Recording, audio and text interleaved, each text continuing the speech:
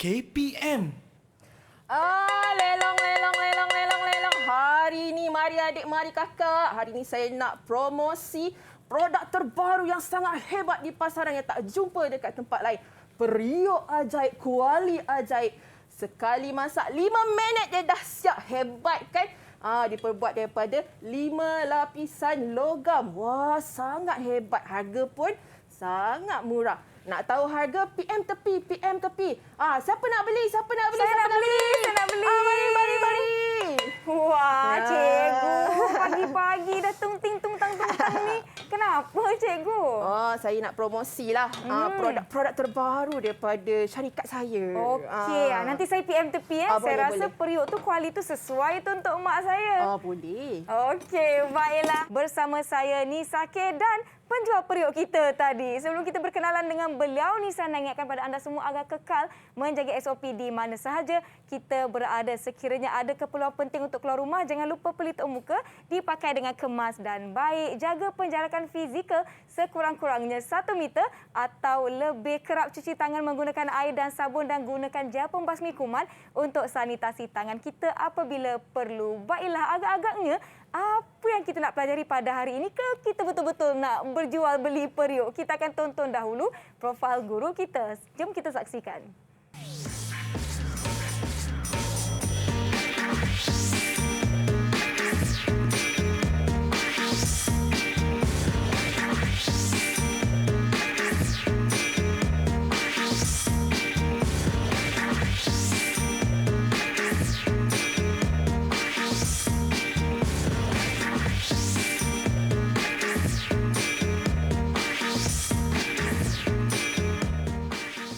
Baik, semua jom kita persilakan Cikgu Nurhawida Azihan Hamzah yang merupakan guru sains dan kimia dari SMK Seri Bintang Selatan Kuala Lumpur. Apa khabar, Cikgu? Khabar baik, Nisa. Terkejut saya pagi-pagi tungtang dalam studio. Rupanya ada kuali yang nak dijual. Apa khabar, Cikgu? Alhamdulillah sihat, Nisa. Apa khabar? Alhamdulillah, saya sihat dan saya bersemangat untuk kelas kita hari ini di mana kita akan belajar mata pelajaran sains lah, kawan-kawan. Sebelum kita pergi kepada tajuk kita hari ini, saya nak minta Cikgu Hawida untuk perkenalkan diri kepada rakan-rakan di luar sana, murid-murid yang mungkin dari sekolah lain yang belum kenal Cikgu Hawida. Silakan, Cikgu.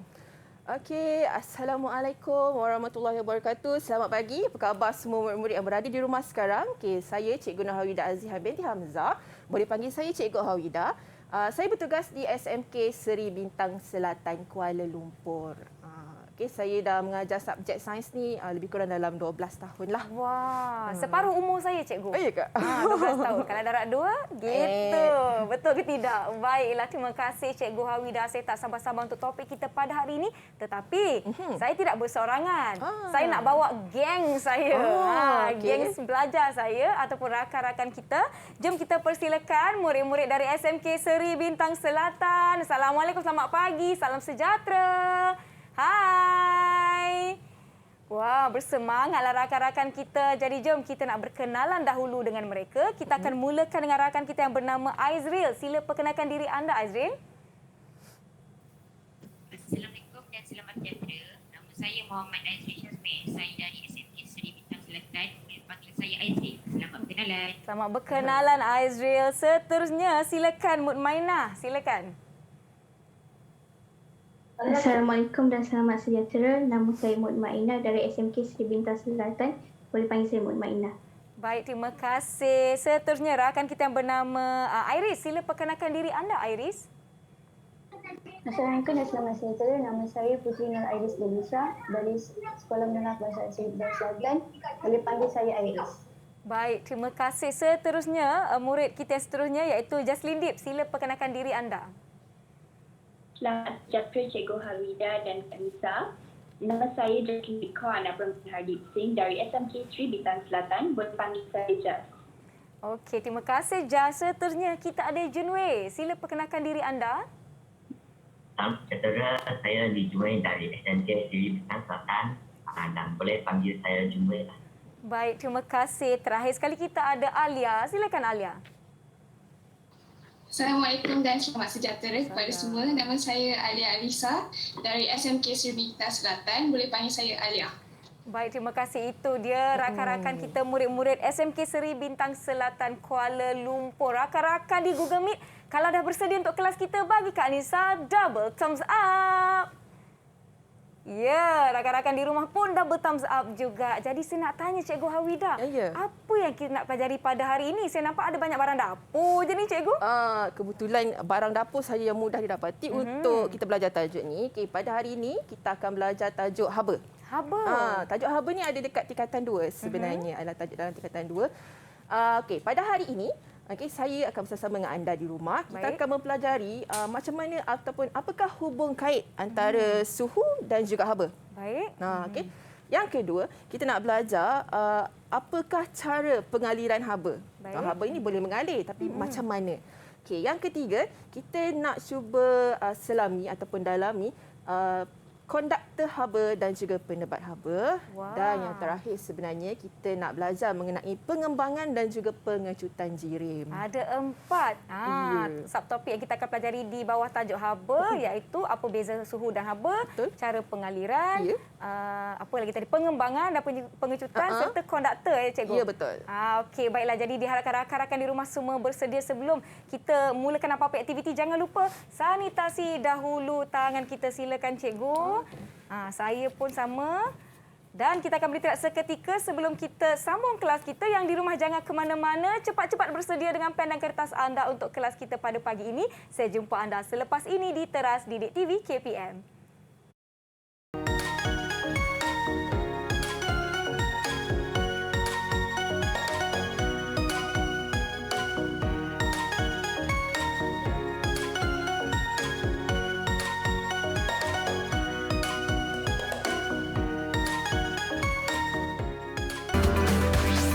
Didik TV KPM.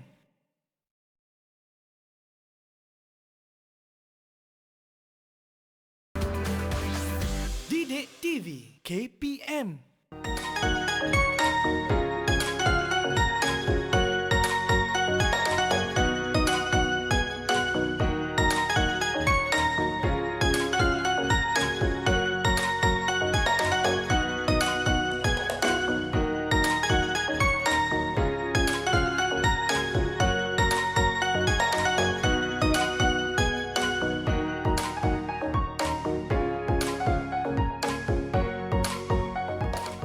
Kembali menonton teras di Didik TV KPM bersama saya Nisa K. Cikgu kita, Cikgu Hawida, guru mata pelajaran sains kita pada hari ini, dan murid-murid dari SMK Seri Bintang Selatan turut bersama-sama dengan kita. Jom kita mulakan kelas kita untuk tajuk haba pada hari ini. Silakan Cikgu.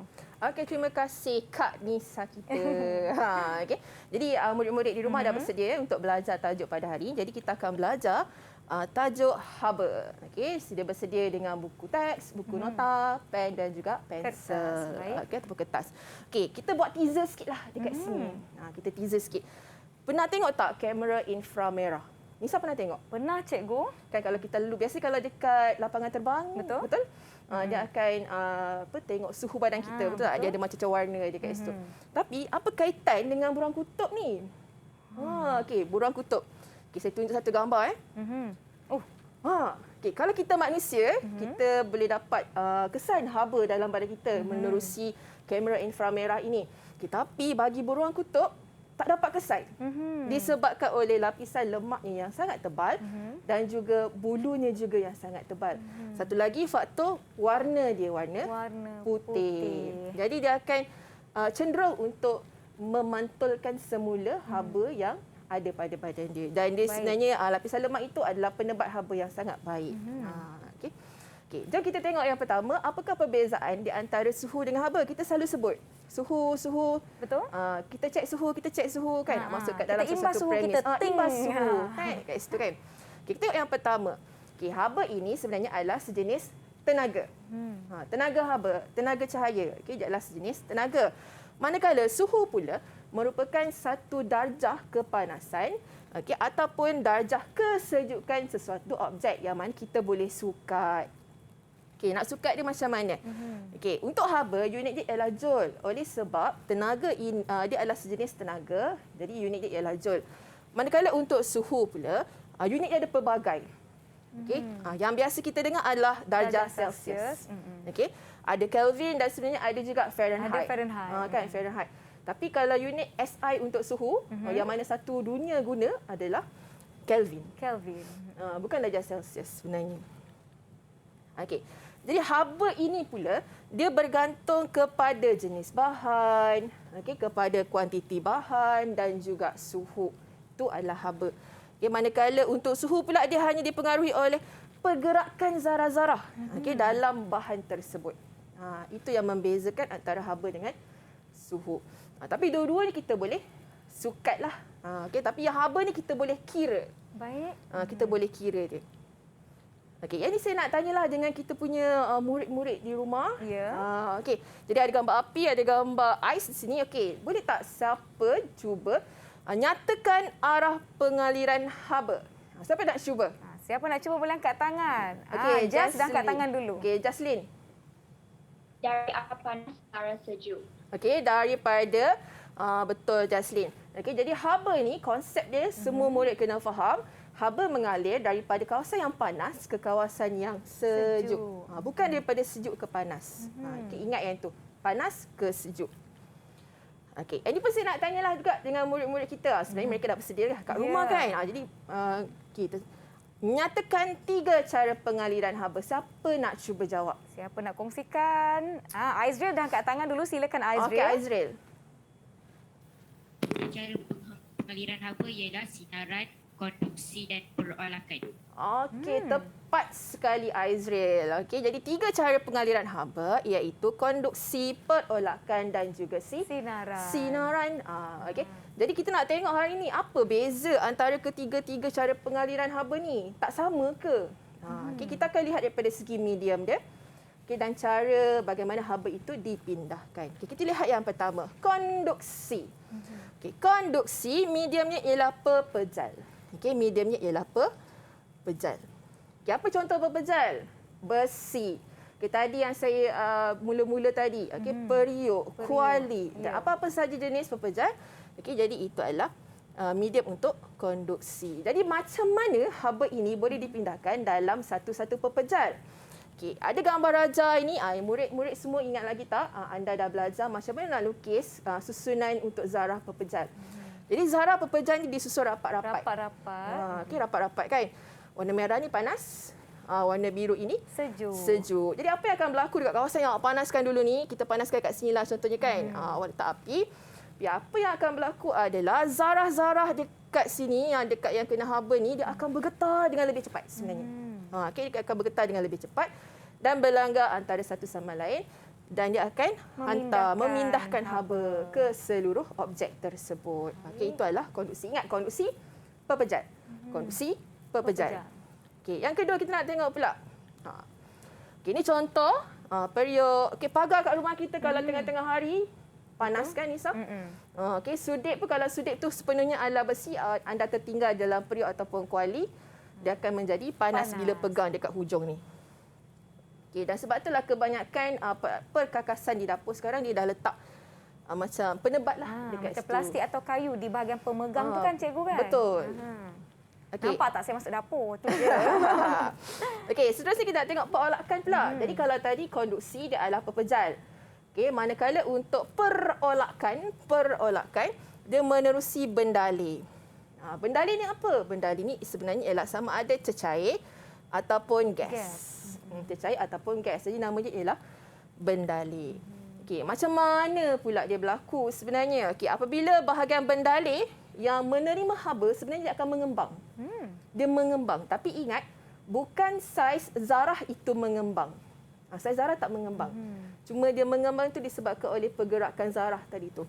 Okey, jadi objek yang menerima haba ni dia akan menjadi kurang tumpat. Kurang tumpat ni kalau bahasa pasar kita sebut macam ringan lah. Ringan. Tapi kalau dalam sains elakkan guna istilah ringan, kita gunakan istilah kurang tumpat. Okey, jadi apabila satu-satu bendalih ni dia menjadi kurang tumpat, dia akan naik ke atas. Dia akan naik ke atas. Okey, manakala bahagian bendalih yang sejuk pula dia akan menjadi lebih tumpat, dia akan turun ke bawah pula. Okey, jadi pergerakan naik turun secara berterusan ini kita panggil sebagai perolakan. Okey, kita tengok contoh arus perolakan di situ. Kita masak air. Ya. Anda masak mi segera, pastinya anda kena panaskan dulu air, betul tak? Okey, bawah ni ada pemanas. Okey, ada lingkaran pemanas lah contohnya. Jadi bahagian air yang berada di bahagian bawah dahulu yang akan panas, betul tak Nisa? Betul. Okey. Jadi bahagian bawah yang akan panas terlebih dahulu, jadi akan menjadi kurang tumpat. Kurang tumpat. Okey, jadi bila kurang tumpat dia akan naik ke atas. Jadi bahagian yang atas ni masih lagi sejuk. Jadi dia akan bergerak ke bawah untuk menggantikan tempat yang panas tadi. Jadi sebab itulah air kita akan mendidih. Ya, yang gelembung-gelembung udara tu cikgu ya. Kan? Betul. Mendidih lah kan, dia menggelegak kita panggil kat situ. Okey, kita tengok pula sinaran. Okey, sinaran. Okey, kalau tadi konduksi dia menerusi medium pepejal. Kemudian kita ada perolakan menerusi medium bendalip. Ya. Okey, tapi kalau sinaran dia lain daripada yang kedua-dua tadi. Okey, sinaran dia tak perlukan sebarang medium. Tak perlu. Dia tidak perlukan sebarang medium. Tapi dia macam mana dia boleh sampai juga. Okey. Jadi, untuk sinaran ini, haba akan merambat dengan cara menerusi ruang-ruang kosong. Ruang kosong ni apa maksud dia? Ruang kosong ni maksudnya antara udara. Antara udara-udara ni sebenarnya ada ruangan yang kosong. Okey, kalau dekat angkasa pun sebenarnya sangat banyak ruang yang kosong. Kalau dekat angkasa kita sebut sebagai vacuum ataupun vakum. Okey. Kemudian, kadar pengaliran haba untuk sinaran dia dipengaruhi oleh beberapa faktor. Pertama adalah jenis permukaan, yang kedua adalah suhu permukaan dan yang ketiga ialah luas permukaan objek. Okey, ingat tadi biasanya untuk soalan dia akan tanya medium. Medium. Okey, dia akan tanya medium, jadi ingat balik konduksi tadi apa tadi Nisa? Tadi pepejal. Perolakan tadi bendalir, cecair atau gas. Dan untuk sinaran, dia tak ada medium. Okey, tak ada melalui medium. ruang kosong. Betul. Terbaik Nisa. Okay, kita tengok contoh. Ingat tadi kita dah tengok satu video yang mana dekat trivia tu dia kata suhu dekat permukaan matahari tadi lebih kurang dalam 6,000-5,000 darjah Celsius. Ya. Sangat panas. Tapi kenapa cahaya matahari yang kita dapat di bumi ini tidak sepanas itu? Okey, ini adalah kerana jarak di antara matahari ke bumi adalah lebih kurang dalam 150 juta kilometer. Dan cahaya matahari yang keluar daripada matahari, yang dipancarkan oleh matahari, untuk sampai ke bumi dia akan ambil masa lebih kurang dalam 8 minit. Betul. Jadi dia akan ambil masa untuk menyejuk. Dan cahaya matahari itu disinarkan menerusi vacuum lah, sebab angkasa kan? Betul. Dia adalah vacuum. Jadi dia adalah sinaran. Sebab tu kita sebut sinaran. Ya. Okay, kat rumah adik-adik sekarang, kat rumah murid-murid sekarang kan, kalau tengah buka lampu. Jadi cahaya lampu yang sampai kepada kita, itu juga adalah sinaran. Sinaran. Kan, siapa yang suka guna ring light kan? Ya. Jadi itu sebenarnya adalah sinaran. Dia tak perlukan medium pun sebenarnya. Baik. Okay, kita tanya murid-murid kita, tadi kita dah belajar 3 cara pengaliran haba. Jadi saya nak tanya dengan anda, siapa boleh terangkan pengaliran haba di dalam dan di luar sebiji mentol? Jadi mentol ni mentol yang jenis lama lah, bukan LED. Ni mentol yang jenis lama. Okey, siapa yang rasa-rasa nak cuba jawab? Siapa boleh kongsikan? Angkat tangan. Boleh bagi satu pun cukup lah dulu. Ada siapa-siapa nak cuba? Saya nak cuba. Kalau tak ada angkat tangan, kita pilih. Kita pilih. Nanti Kak Nisa pilih nanti. Senyum-senyum je. Okey, Jaz. Silakan Jaz. Sinaran dari mentol itu memanaskan udara dan ianya berlaku di persekitaran luar mentol. Okey, jadi Jaz tu cerita pasal sinaran tadi satu. Okey, kita nak tanya lagi. Ada lagi dua isi kat sini. Siapa nak cuba isi yang kedua? Siapa? Silakan Junwei. Okey, Junwei. Dia memanaskan filamen secara kontaksi. Okey, filamen. Okey, filamen yang berada dekat dalam ni, okey, dia kata dipanaskan menerusi konduksi oleh elektrik. Okey, yang ketiga. Siapa nak try isi yang ketiga? Siapa nak cuba? Silakan Iris. Okey, Iris. Kaca mentol menjadi panas kerana haba dilahirkan secara perolakan menerusi gas. Okey, terima kasih. Jadi 3 isi di situ. Okey, 3 jawapan di situ. Yang pertama betul. Okey, jadi kat dalam mentol yang jenis lama dia ada filamen buat daripada tungsten. Ya. Okey, jadi apabila arus elektrik dialihkan, dia akan menjadi panas. Kenapa? Sebab ada proses pengaliran haba menerusi induksi. Pepejal lah. Okey. Kemudian, Di dalam mentol lama tu ataupun mentol lah kan, dalam mentol sebenarnya biasanya dia akan isi dengan gas nama dia argon. Gas argon. Dalam mentol tu, kenapa dia letak gas argon? Sebab dia nak melindungi filamen tu daripada cepat rosak sebenarnya. Okey, jadi kaca mentol kenapa boleh menjadi panas? Okey, kerana haba dilahirkan secara perolakan. Dan kenapa ada kita rasa panas bila buka lampu? Okey, adalah sinaran. Okey, di situ. Okay, kita nak tengok pula pengaliran haba dalam fenomena alam semula jadi. Ada dua Satu bayu laut, yang kedua adalah bayu darat. Bila sebut bayu ni, apa yang terlintas di fikiran Nisa? Kalau sebut bayu cikgu, saya teringat angin bayu itu lagu lama. Diriku. Jangan hujan garang kita lagi kat luar. Itu lagu lama je Kak Esther, lagu berhantu dulu. Yeah. Okay, bila sebut bayu bermaksud kalau bahasa udara, angin sebenarnya. Angin, udara yang bergerak. Kita nak lihat bayu laut. Okey, kalau semua murid tengok gambar raja ni. Nanti ada dua gambar raja. Okey, kita lihat gambar raja yang pertama. Ada matahari. Okey, situasi di tepi pantai. Biasa kalau kita pergi ke tepi pantai, berkelah di tepi pantai, kita akan suka menghadap laut dan kita akan buat macam ala-ala Titanic. Angin datang daripada tengah laut. Kenapa itu berlaku sebenarnya? Okey, pada waktu siang, apa yang akan berlaku adalah pasir di pantai ini akan menjadi panas. Betul. Jadi udara di kawasan tersebut menjadi panas. Jadi apabila udara menjadi panas, ingat tadi udara yang ataupun bendala yang panas akan bergerak ke atas, naik ke atas. Jadi udara panas akan naik ke atas dan akan mencari tempat yang sejuk. Sebab pergerakan haba tadi daripada panas ke sejuk kan cikgu? Betul. Jadi mana kawasan yang sejuk? Di tengah laut. Okey, jadi akan berlakulah udara sejuk akan turun ke bawah dan akan sentiasa bergerak. Pertembungan udara panas dan udara sejuk akan menghasilkan angin sebenarnya. Baik. Okey, jadi taufan apa tu semua kan, itu semua akibat pertembungan udara panas dan udara sejuk. Baik. Okey, seterusnya bayu darat pula. Kalau tadi bayu laut waktu siang, bayu darat waktu malam. Okay, kalau anda pernah berada di tepi pantai pada waktu malam kan, anda tak dapat rasa pun angin daripada tengah laut. Saya rasa macam angin tu mungkin tak sekencang waktu siang, cikgu. Kan? Kenapa itu berlaku sebenarnya? Kalau tadi waktu siang, pasirnya akan jadi panas. Betul. Tapi kalau pada waktu malam, terbalik. Pasirnya sejuk. Pasir itu akan menyejuk. Peperangan sebenarnya dia cepat menyejuk sebenarnya. Okey, udara panas dari tengah laut akan naik ke atas kerana dia kurang tumpat dan akan mencari tempat yang sejuk iaitu daratan. Okey, maka pengaliran itu akan berlaku. Maka angin akan datang dari arah laut pula, daripada arah darat pula kali ni kalau pada waktu malam. So murid kena bezakan, macam nak bezakan, yang pertama adalah bayu laut siang, bayu darat malam. Okay, sebab apa? Awak cuma bayangkan saja anda berada di pantai pada waktu siang. Di mana arah angin itu? Bayangkan itu. Saya rasa semua pernah pergi pantai kot. Waktu siang mesti nak mandi dalam laut. Jadi bayu laut. Bagus Nisa. Waktu malam kita berada di atas darat, bayu darat.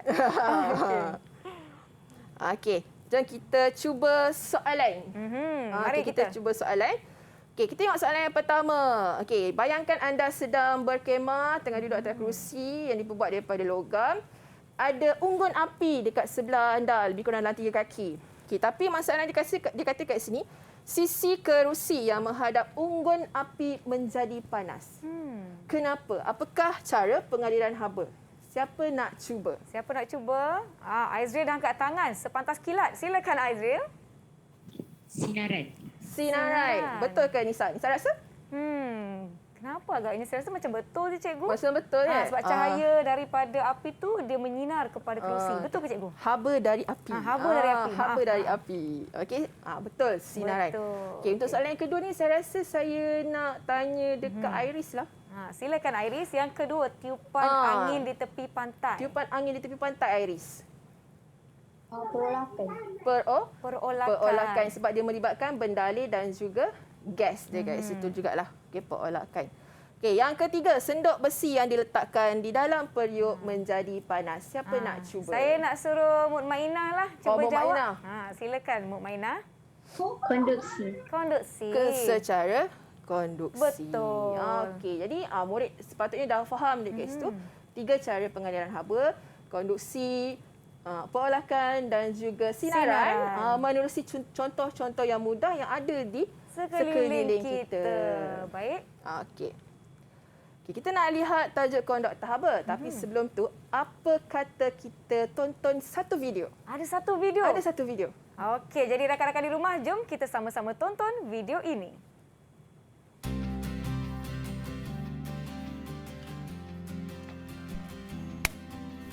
Periuk diperbuat daripada bahan yang dapat mengalirkan haba dengan cepat. Berhati-hati apabila memegang periuk yang panas. Kita boleh gunakan pemegang periuk yang diperbuat daripada silikon ini. Silikon merupakan bahan yang boleh menghalang pengaliran haba yang juga dikenali sebagai penebat haba. Sudip yang diperbuat daripada kayu ini juga merupakan penebat haba yang baik. Bahagian senduk yang diperbuat daripada logam ini merupakan konduktor haba yang baik, manakala pemegangnya merupakan penebat haba yang baik. Bagaimana pula dengan periuk ini? Panas. Jangan pegang macam tu je. Kita kena adalah pemegang seperti yang rakan kita tunjukkan. Tak apa cikgu? Saya tak kat sini. Okey. Jadi pegang macam ni cikgu ya? Ya. Barulah cara yang betul kawan-kawan. Kena guna. Okey, kena baiklah. guna penebat dekat situ. Baik, sebelum kita pergi kepada konduktor haba seperti apa yang saya pegang ni, kita akan beristirahat seketika. Yang di rumah jangan ke mana-mana. Kembali menonton teras di Didik TV KPM. Panas.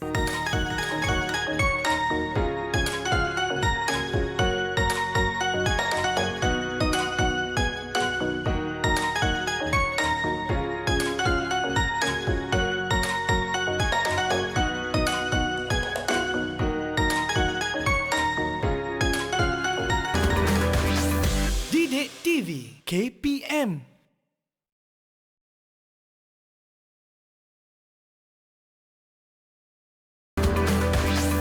Didik TV KPM.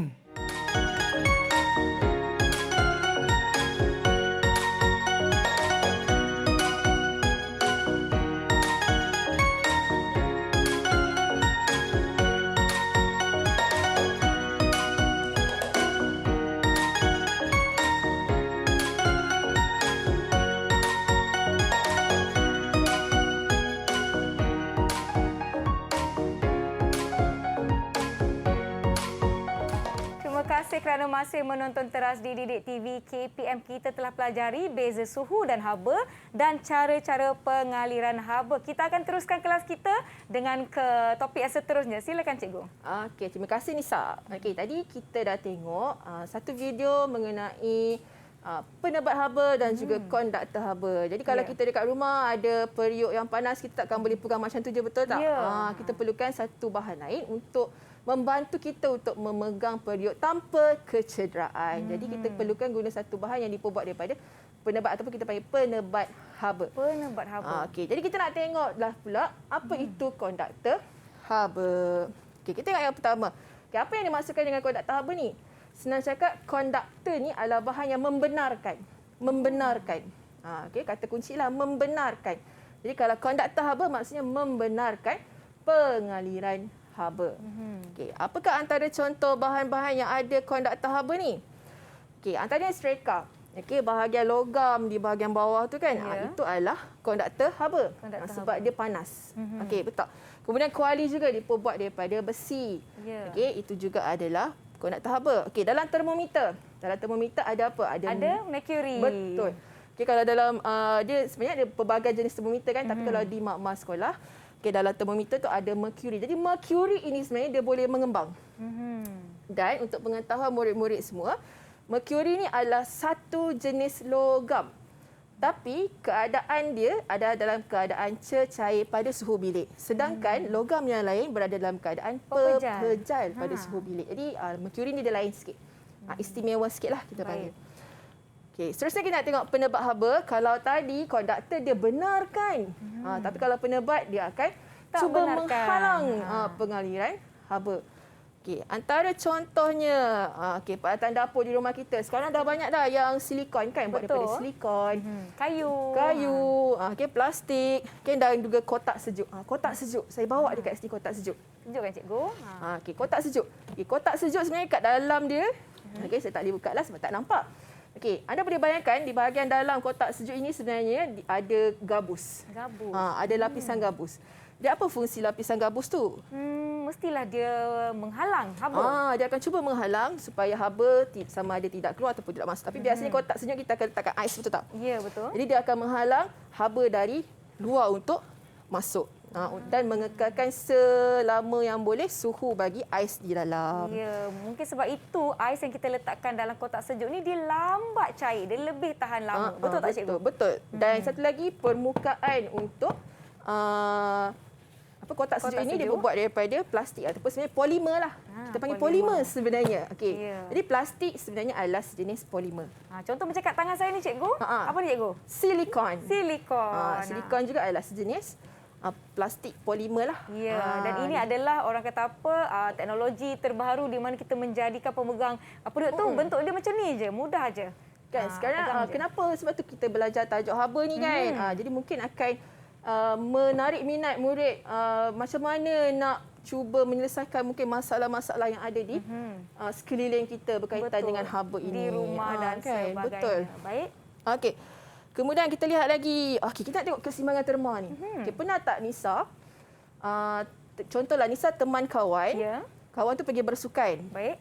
Contohnya bermain badminton. Nisa duduk saja, Nisa tak buat apa-apa. Selepas rakan Nisa itu bersukan, habis bersukan, dia akan duduk sebelah Nisa. Tak lama lepas tu, duduk jauh ni Nisa. Tapi Nisa boleh rasa. Ya, kita boleh rasa panas dia. Panas macam kan? dia macam haba, cikgu. Sedangkan Nisa tak ada buat apa-apa pun. Nisa duduk saja. Main handphone je. Kenapa haba daripada kawan tu tadi boleh berpindah kepada Nisa dan Nisa pun mula rasa panas. Keseimbangan terma di situ. Apa itu keseimbangan terma? Keseimbangan terma ni berlaku apabila dua objek dia bersentuhan secara terma ataupun sentuhan terma lah di situ. Kedua, dia akan memindahkan tenaga haba antara dua objek ni. Sehingga apa? Daripada suhu tinggi ke suhu rendah, tadi kita dah belajar. Kemudian, apabila pemindahan haba ini menjadi sifar. Sifar ni maksudnya dah sama-sama seimbang. Suhu tu dah sama. Kedua-dua objek akan berada dalam keseimbangan terma. Maka suhu kedua-dua objek akan menjadi sama. Sebab tu dia akan menyejuk dan Nisa pun akan rasa panas. Contoh gambar rajah di sini. Objek pertama, contoh suhunya adalah 100 darjah Celsius. Objek kedua, 28 darjah Celsius, diletakkan secara bersebelahan. Lama-lama apa yang akan berlaku adalah kedua-dua suhu objek akan menjadi sama. Lebih kurang contoh 60 darjah Celsius dekat situ. So ini adalah keseimbangan terma lah untuk pengetahuan murid-murid. Soalan. Kita nak tanya soalan. Ada lagi soalan. Mengapa? Pernah tengok kan Ceret elektrik ataupun periuk nasi kat rumah kita. Gelong pemanas ni berada di bawah. Betul. Kenapa? Kenapa tak buat kat atas? Kan kenapa tak buat tepi ke tengah-tengah ke kan? Kenapa agak-agak? Ada tak kawan-kawan yang ada jawapan? Kenapa ianya berada di bahagian bawah? Siapa nak cuba jawab soalan ni? Siapa yang nak kongsikan? Aizril dia dah. Saya pun macam mana ni kan? Ada yang Nisa nak siapa? Saya nak pilih lah. Alia angkat tangan tadi. Siapa? Alia? Alia angkat tangan. Baik, Alia angkat tangan. Dia dah selamatkan rakan-rakan yang lain. Silakan Alia kongsikan. Apa yang Alia nak kongsikan? Sebab haba dia sentiasa cenderung untuk mengalir di atas. Jadi memanaskan air di bawah akan menjadi lebih efisien. Kan? Sebab kadang-kadang kita nak panaskan air tu sikit je. Betul. Cuba bayangkan kalau dia berada di tengah-tengah, kita nak bawah je, sikit je. Jadi dia tak efisien dari segi pemanasan di situ. Dan kita belajar tadi bahawa haba, bendalih yang panas akan mengembang dan menjadi kurang tumpat bergerak ke atas. Baik, terima kasih Alia di atas perkongsian tersebut. Betul. Terima kasih Alia. Jadi memanaskan air di bahagian bawah adalah lebih cepat dan juga lebih efisien. Kita nak tengok pengembangan jirim dan pengecutan jirim pula. Sebelum kita pergi kepada satu video, kita pergi tengok ni dulu. Kita tengok ni dulu. Murid-murid masih ingat lagi belajar tingkatan 1. Semasa di tingkatan 1, anda sudah belajar susunan zarah-zarah dalam pepejal, cecair dan juga gas. Kita imbas kembali. Untuk pepejal, anda ingat bahawa susunan zarah-zarah dia sangat rapat dan dia cuma boleh bergetar sahaja pada tempatnya. Dia padat dia, cikgu. Dia padat sahaja. Sebab tu dia keras kan? Untuk cecair, terdapat ruang-ruang di antara zarah-zarah ataupun di antara molekul-molekul, dan untuk gas terdapat satu jarak yang sangat jauh. Dan dia bergerak secara rawat. Cecair juga bergerak. tetapi tidaklah secara rawak. Okey, dan untuk cecair dengan gas dia akan sentiasa berlanggar antara satu sama lain. Okey. Jadi sebelum kita pergi kepada slide yang seterusnya, apa kata kita tonton satu lagi video ni, Sam? Ada lagi video. Ada satu lagi video. Baik, jom sama-sama kita tonton video ini. Mari kita jalankan aktiviti untuk mengkaji pengembangan dan pengecutan jirim. Kita akan cuba masukkan hujung batang besi ini ke dalam tolok. Kemudian panaskan hujung batang besi selama 5 minit. Selepas 5 minit, didapati bahawa hujung batang besi sukar untuk dimasukkan ke dalam lubang tolok itu tadi. Cuba lihat berbola logam ini pula. Sebelum pemanasan, ianya mudah untuk melepasi gegelung itu.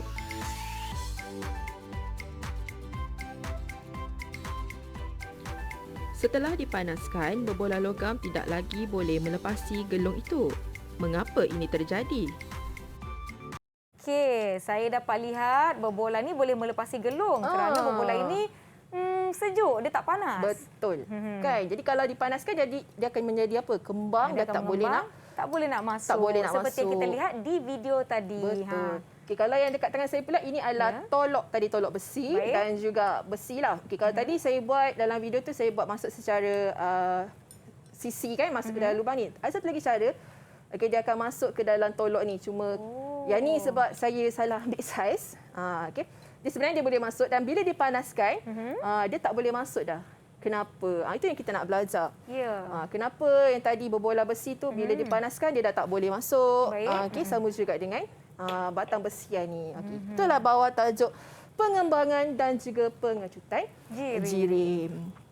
Okay, kita nak tengok apa yang berlaku bila kita panaskan sesuatu jirim. Jirim ni tadi ingat berpejal, cecair mahupun gas. Okay, kita lihat yang pertama. Okay, bila anda memanaskan, contohnya anda panaskan kuali lah dekat rumah ataupun periuk kan. Apa yang akan berlaku adalah zarah-zarah akan bergetar dengan lebih cepat. Okay, kemudian bila dia dah panas, dia dah bergetar, dia tolak zarah-zarah sebelah tu. Okay, jaraknya akan bertambah. Okay, jarak akan bertambah. Okay, apabila jarak bertambah, isi padu juga akan bertambah. Kenapa bertambah? Sebab dia mengembang. Ingat, panas, kembang. Panas, kembang. Dekat situ. Kenapa kembang? Dia bergerak dengan lebih cepat. Okay, tapi kalau kita sejukkan pula. Okay, dia jadi berlawanan lah. Kalau tadi kalau panas, kalau kita lah berjalan di tengah-tengah panas, kita takkan jalan slow kan, perlahan. Betul. Kita mesti nak cepat. Nak cepat cari tempat yang sejuk. Okay, sama juga dengan jirim. Apabila disejukkan, zarah-zarah akan bergetar ataupun bergerak dengan lebih perlahan. Dia akan jadi perlahan. Bila perlahan, kalau kita sejuk, kita akan cuba cari kawan lain untuk dekat-dekat supaya ada kan kita boleh kongsi haba tadi kan. Okay, jadi jarak antara zarah semakin berkurangan. Maka isi padu akan berkurang dan jirim akan mengecut. Sebab tadi dalam video tu ada boleh lihat berbola logam tu boleh masuk dan juga boleh keluar bila sejuk, tapi bila panas dia akan kembang. Ya, dia akan kembang dan tak boleh nak melepasi. Tak boleh nak lepas, dah ada sangkut kat situ. Kena sejukkan balik baru boleh lepas. Okey, soalan di sini. Okey. Siapa boleh ceritakan dekat saya, dekat Kak Nisa dengan kawan-kawan yang lain, apa sebenarnya yang berlaku di dalam termometer ini? Ya, tadi cikgu ada sebut sesuatu berkenaan dengan cecair merkuri dalam termometer ni. Jadi siapa yang nak kongsikan? Mungkin Jaz dah angkat tangan. Silakan Jaz. Kerana merkuri di dalam termometer boleh mengembang dan mengecut. Okey, betul jawapan Jaz. Okey, jadi apabila anda panaskan ataupun letakkan termometer dalam air panas, merkuri akan mengembang. Jadi dia akan naik suhu tu. Tapi lepas tu anda pun celup pula termometer tu dalam air yang ada ais. Jadi sejuk. Jadi merkuri akan mengecut pula. Jadi suhu akan turun. Okey, jadi itu adalah antara konsep pengembangan dan pengecutan dalam termometer. Okey, contoh yang kedua. Landasan kereta api tu. Siapa pernah pergi landasan kereta api? Siapa nak cuba jawab? Berebut tu nak angkat tu tadi je. Siapa? Iris, silakan Iris. Apa yang berlaku dekat landasan kereta api, Iris? Ruang kecil antara landasan kereta api membolehkan pengembangan landasan pada cuaca panas. Okey, jadi kadang-kadang kita fikir kan, kenapa dia tak buat rapat-rapat? Kenapa nak kena ada jarak? Jadi jawapan Iris tadi betul. Pada cuaca panas, pada hari yang sangat panas, kita faham tadi bahawa jirim akan mengembang. Betul. Mengembang, tambah lagi pepejal. Okey, jadi bila mengembang, kalaulah dia buat rapat, apa yang akan berlaku? Bengkok pula dia sebab dia tak ada ruang untuk bergerak. Betul. Untuk Jadi mengembang. kalau kereta api lalu, dia boleh terbalik di situ. Okey, ruang antara landasan kereta api membolehkan pengembangan landasan pada cuaca yang panas. Alright. Seterusnya, okey, kita nak tengok jala dui logam. Okey, pernah kita kalau kat sekolah rindu bunyi loceng. Betul lah, loceng kecemasan tu ataupun loceng waktu rehat Oh, sebenarnya. loceng waktu rehat, betul tak? Dengan waktu balik. Waktu balik. Waktu balik kan. Okey, jadi bagaimana loceng ini berfungsi? Okey, dalam loceng sebenarnya ada ini. Ini kita panggil sebagai jala dui logam. Dui bermaksud dua. Jadi ada jala dui logam di situ. Itu besi dan juga kuprum. Okey, sebelum pemanasan, maksudnya sebelum kita tekan loceng kan, Swiss ataupun kita pecahkan penggera kebakaran itu, okey, dia berada dalam keadaan yang lurus sahaja. Okey, tapi bila kita dah petik je Swiss, apa yang akan berlaku? Elektrik akan melalui wayar, okey, dan akan mengalihkan haba menerusi konduksi. Okey, kuprum akan lebih cepat kembang berbanding dengan besi. Sebab itulah kuprum akan tolak besi itu ke atas. Okey, bila dah tolak, dia akan melengkung, cikgu. Dia akan melengkung ke arah titik sentuh ni. Bila dah bersentuhan, maksudnya litak itu sudah lengkap. Jadi loceng ni dia akan berbunyi. Ini adalah antara konsep ataupun antara aplikasi pengembangan dan pengecutan haba dalam jala dui logam. Baiklah. Macam mana kawan-kawan semua? Masih okey ke? Kusyuk betul? Kalau okey, bagi ni saya double thumbs up macam ni. Masih mengikuti dengan baik. Diharapkan rakan-rakan di rumah pun mengikuti dengan baik. Kita akan beristirahat seketika, cikgu. Okey. Dan kita akan jumpa anda semua selepas ini di Teras Didik TV KPM.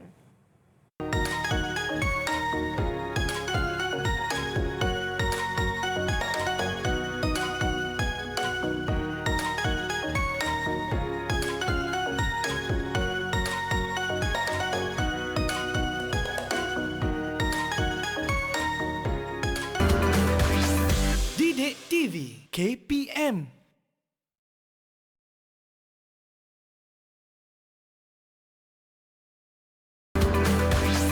Didik TV KPM.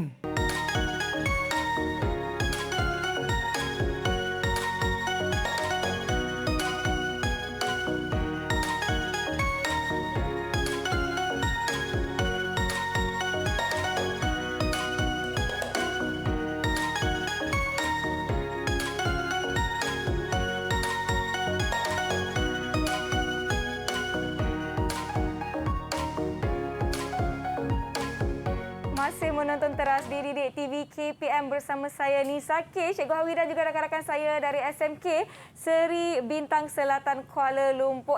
Cikgu! Lelang. Nak jual baju pula ke? Nak jual baju pula. Kenapa cikgu ada baju kat sini? Okey, kenapa saya ada baju kat sini? Dua warna yang berbeza sebab kita nak masuk topik yang seterusnya iaitu penyerapan dan juga pembebasan haba. Baik. Jadi apa kaitan baju berwarna biru muda ini dan juga baju berwarna hitam? Okey, kita akan lihat di sini. Baik. Okey, pernah tak kita lihat lori tangki? Lori tangki biasanya warna dia sama ada berwarna perak ataupun berwarna putih. Betul. Kenapa? Okey. Biasanya lori tangki ni membawa minyak. Jadi kita nak minyak itu meruap dengan cepat. Jadi itulah sebabnya lori tangki dicat dengan warna perak ataupun warna putih ataupun warna-warna yang cerah. Ya. Okey. Jadi permukaan yang cerah dan berkilat biasanya akan merupakan pemantul haba yang baik. Contoh baju berwarna biru ini. Dia adalah pemantul haba yang baik. Manakala permukaan yang gelap dan kusam merupakan penyerap haba yang sangat baik. Sebab tu kita akan cepat panas bila pakai baju berwarna gelap. Warna hitam. Tapi kalau kita pergi tempat yang redup, warna hitam lah yang akan lebih cepat sejuk sebab dia akan membebaskan haba dengan sangat baik berbanding dengan warna yang cerah ini. Baik. Okey, seterusnya kita nak ujilah murid-murid kita ini tadi. Kita dah belajar daripada awal sehinggalah sekarang mengenai penyerapan haba dan sebagainya. Kita nak uji. Okey, ada beberapa soalan yang akan diajukan. Okey, jom kita tengok soalan yang pertama. Yang pertama. Alamak. Alamak. Tak nampak. Saya harap kawan-kawan tak nampak jawapan tadi. Okey, soalan pertama. Bagaimana haba dipindahkan daripada kawasan panas ke sejuk melalui sebatang besi? Siapa nak jawab? Tak acik lah diorang belum habis soalan dah angkat tangan. Tak apa, kita pilih Junwei. Apa jawapan Junwei untuk soalan pertama ni? C. Kondaksi. C, konduksi. Betul. Okey, kita tengok soalan yang kedua Senang pula. sangat ni, cikgu. Senang sangat, betul lah. Okey, pernah tak nampak kabel elektrik? Kenapa kabel elektrik tidak dipasang secara orang kata ketat? Betul. Kenapa dipasang secara mengendor? Ya. Siapa boleh jawab? Ini tak ada pilihan jawapan. Siapa boleh jawab? Aizril. Silakan Aizril. Pada waktu malam, kabel elektrik akan mengecut. Sekiranya tidak dipasang secara mengendor, kabel akan putus apabila mengecut. Wah, jawapan yang lengkap. Betul, lengkap sangat betul. jawapan dia. Betul, tepat sekali. Ya. Okey, jadi waktu malam ataupun cuaca sejuk, kabel elektrik ni akan menjadi ketatlah ataupun dia akan mengecut tadi. Okey, kalau dibina ataupun dipasang secara ketat terus, maka dia akan mudah putus. Baik. Soalan yang ketiga, sedapnya duduk bawah pokok kan pada cuaca yang panas. Kenapa kalau duduk bawah pokok ni kita akan rasa lebih sejuk? Siapa tahu? Kenapa Siapa berlakunya tahu? begini? Iris, silakan Iris. Kerana daun-daun pokok menghalang sinaran haba terus dari cahaya matahari dari terkena kulit. Okey, jadi bila duduk bawah pokok kan yang nyaman itu ada daun-daun yang akan menghalang haba daripada matahari untuk sampai ke Kulit. kita, ke Baik. kulit kita. Okey, soalan yang seterusnya. Ada Okey, soalan. antara yang berikut yang mana pemantul haba yang baik? Adakah A, permukaan yang gelap dan kusam? Oi, tak habis lagi baca soalan. Okey, siapa? Siapa? Jap. Saya tengok. Okey, angkat tangan siapa yang tahu Alia jawapan. lah kot, Alia. Saya nak pilih Alia. Silakan. B. Permukaan yang cerah dan berkilat. Okey, jadi pemantul haba yang baik tadi baju berwarna biru, ingat baju warna biru, jadi permukaan yang cerah dan juga berkilat. Okey, soalan seterusnya. Okey, pernah tengok tak atlet lumba lari ataupun atlet yang bertanding kan, sukan? Ya. Pada waktu siang biasanya pakaian mereka mesti berwarna cerah. Kenapa? Kenapa agak-agaknya? Kenapa? Jawapan dia panjang sikit ni. Mutmainah nak cuba. Okey, sila Mutmainah. Warna cerah tidak menyerap haba dengan baik. Jadi atlet memakai pakaian berwarna cerah supaya tidak cepat panas dan dehidrat akibat berpeluh. Kan, jadi bila berlari bersukan kita akan mudah berpeluh dan mudah terhidrat. Maka pakaian berwarna cerah ni dapat mengurangkanlah keadaan tersebut. Dia tidak menyerap haba dengan baik. Okey. Soalan yang terakhir, yang mana benar tentang bayu laut? Dua siapa jawapan. nak jawab? Ada dua jawapan di situ. Jas, silakan Jas. Okey, Jaslyn. A. Udara panas di darat naik ke atas dan C. Darat menjadi panas daripada laut. Okey, jadi bila lihat. sebut bayu laut, siang ke malam Nisa? Bayu laut kita waktu siang. Waktu siang. Jadi betul darat akan jadi lebih panas berbanding dengan laut. Jadi berlakulah bayu laut. Dah habis. Dah habis dah ujikan diri kita. Ini menunjukkan kita telah tiba di penghujung kelas kita di mana hari ini kita belajar mengenai haba. Haba, suhu, kondaksi, perolakan, sinaran, apa tadi? Konduktor, penebat, keseimbangan terma, apa lagi? Tengok nota saya. Pengembangan, pengecutan dan juga pemantul. Betul. Baguslah murid kita ini dicatat. Betul. Jadi kita nak tanya rumusan tapi dengan rakan-rakan kita. Betul. Kita nak tahu apa yang mereka telah pelajari setakat hari ini. Silakan rakan-rakan SMK Seri Bintang Selatan. Okey, apa kata Aizril? Aizril, berikan apakah rumusan anda? Saya belajar tentang pengembangan dan pengecutan merkuri dalam termometer. Okey. Dan penggunaan merkuri dalam termometer tu pentinglah kalau kita letak dan suhu dekat. Kalau kita demam ke, itulah fungsi merkuri dalam termometer untuk pengembangan dan pengecutan. Okey, terima kasih Aizril. Apa kata Jaslyn pula? Saya telah belajar haba ini mengalir dari objek panas ke objek sejuk dan juga kenapa haba ini boleh diserap dan dipantulkan semula. Sebagai contoh, jika saya memakai warna hitam di tengah padan, tubuh badan saya akan merasa panas. Hal ini kerana pakaian yang berwarna hitam ini akan menyerap haba, tetapi jika saya pergi ke tempat yang redup, haba akan lebih cepat dibebaskan. Okey, itu dia rumusan daripada Jaslyn. Okey. Boleh lagi seorang? Ada lagi? Boleh. Okey. Okey, kita persilakan Alia. Alia, sila kongsikan. Selepas saya belajar tajuk ini, saya baru faham mengapa landasan kereta api dibina jarak-jarak di antara penyambung rel, iaitu untuk membolehkan landasan mengembang pada cuaca panas. Tanpa ruangan itu, landasan akan berisiko untuk membengkok dan bertindih.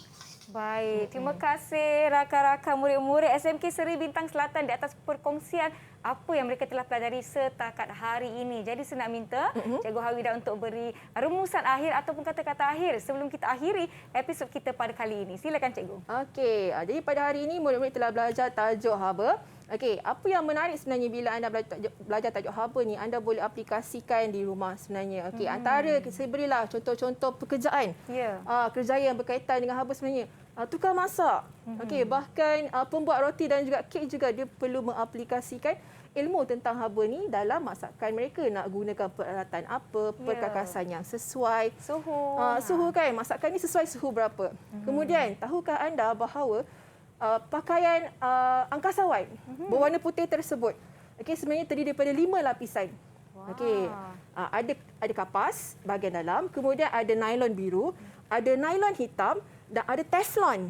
Teflon pernah dengar satu jenama produk perkakasan dapur, teflon. Okey, kemudian yang terakhir lapisan luar berwarna putih itu adalah nylon putih.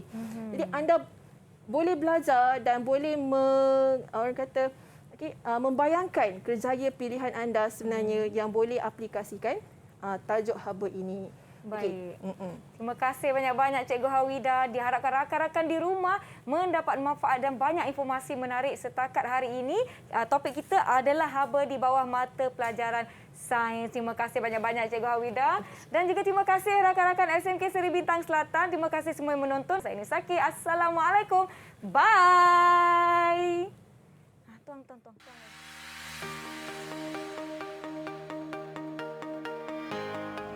Hai semua, Assalamualaikum dan selamat sejahtera. Anda semua telah mempelajari mengenai haba. Pernah tak makan aiskrim? Aiskrim akan melebur pada suhu persekitaran, betul tak? Suhu persekitaran yang tinggi akan dipindahkan kepada aiskrim.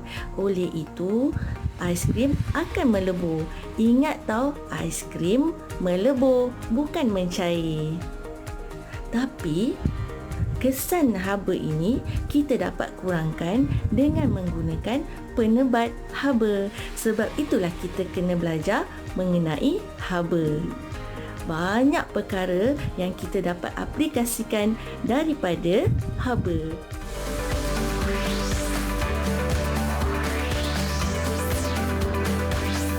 Didik TV KPM